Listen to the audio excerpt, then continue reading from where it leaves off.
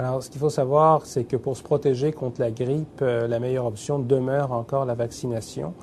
D'autant plus que la grippe a des complications très importantes à l'échelle canadienne en termes d'hospitalisation, de journées de travail de manquer et même de mortalité jusqu'à un certain point. Quand on regarde les options disponibles, il faut dire que jusqu'à très récemment, on avait les vaccins classiques qu'on injectait donc de façon intramusculaire et qui sont encore disponibles et qui sont sécuritaires.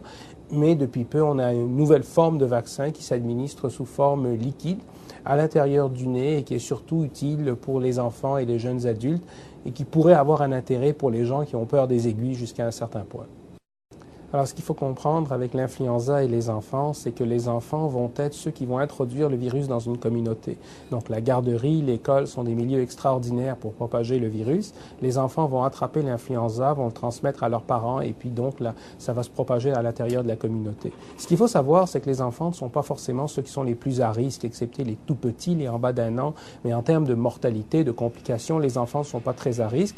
Par contre, ce qu'il faut savoir, c'est que si on est capable de réduire l'impact de l'influenza chez les enfants, on peut peut-être en protéger la communauté de façon plus générale.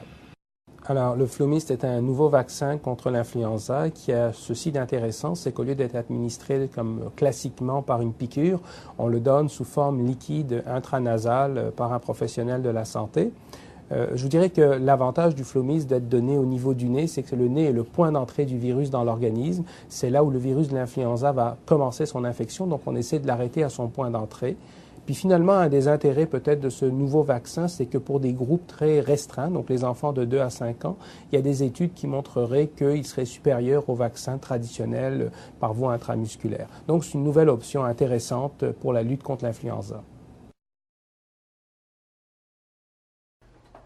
Quand vous voulez.